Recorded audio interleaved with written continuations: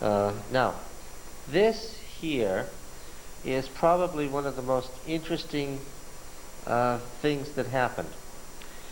This installation here looks just like the one in Gezer and at Megiddo.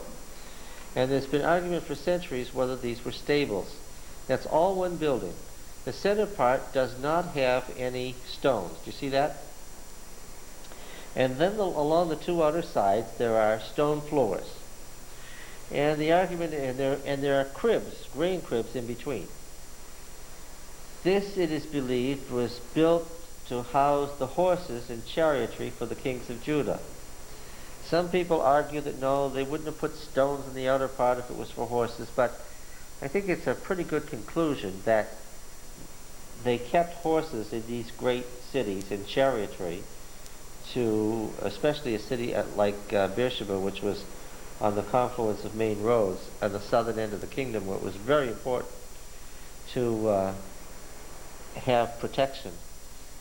And what was found in this particular set of stables was very, very significant. These people had just discovered, as they were excavating this, that in the base of one of the walls rebuilt in the time of Hezekiah were some interesting stones. Do you see those stones down there? The two lower ones? What are they?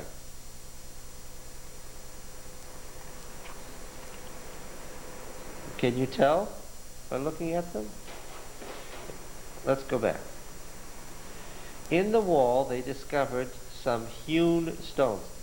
That man, that gentleman there, is the late Yohanan Aharoni, who put together the Macmillan Bible Atlas and the book The Land of the Bible, so forth. He died a few years thereafter. He's no longer with us. But this was one of the great discoveries that he made, and it has a direct bearing on our study of P, the priestly writer, why we talk about the priestly writer, whether he's pre or post-exilic and all that. What was found right here is of tremendous significance. Now look, do you see the fellow there, this fine specimen of Israeli manhood there? He's standing there at my request, because he's a good thing to center your eyes on.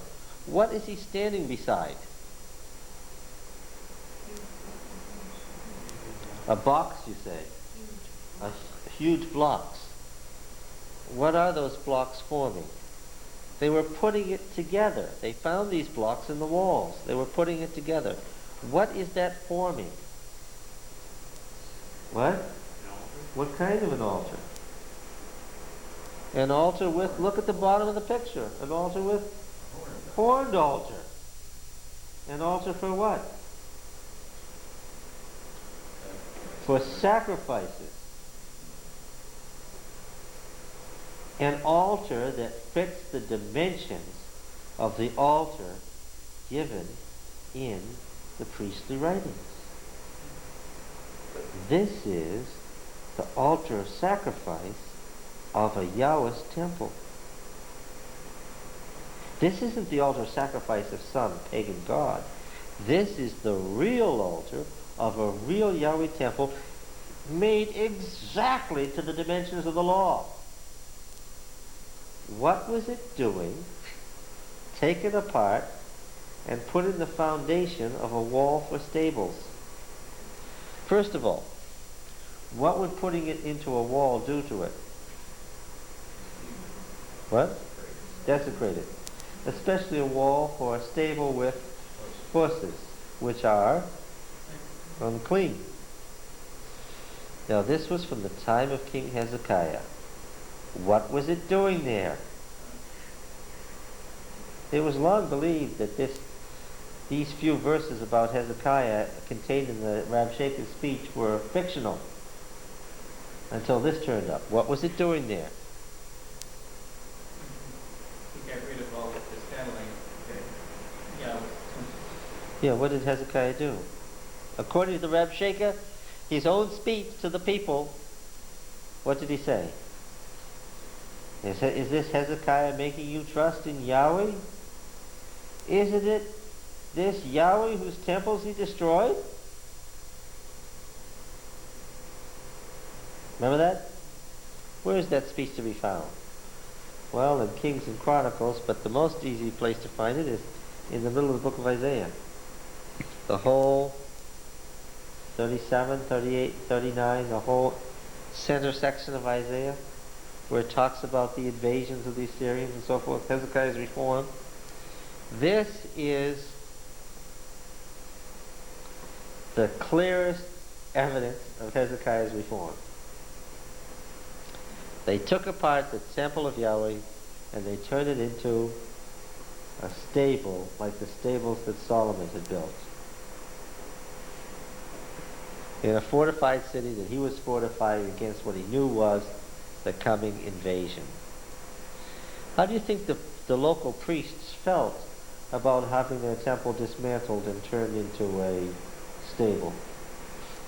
Do you think there was any resentment in these outlying cities against Hezekiah and against Jerusalem? No, you thought they all joined in heartily and thought it was a great idea. Look, that's what Genesis, Exodus, Leviticus, and Numbers are about. That's why the priestly writer put them in this form. They're a programmatic document. He took everything and he reworked it. So that what? Look, the whole thing. The tabernacle being the one place God would appear as the forerunner to the one temple. Everything he said was about what? He was preparing you for what? Including the law of the altar. The very first thing you find after the Ten Commandments is there's one altar. The law of the altar, I said, we'll explain to you later why this one law of the altar is right here in Exodus 21 after the Ten Commandments, standing here all by itself. According to P, the first thing God said after he gave the Ten Commandments was what? Give me one altar.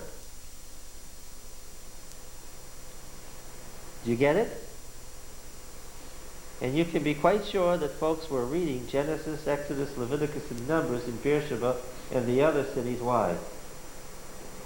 These things were made to say to those folks what? This is what we have to do to keep Yahweh's covenant and get his blessing. Why did Hezekiah want Yahweh's blessing? What had he done? He had rebelled against Assyria. And what did he know? They'd better have Yahweh's blessing or what?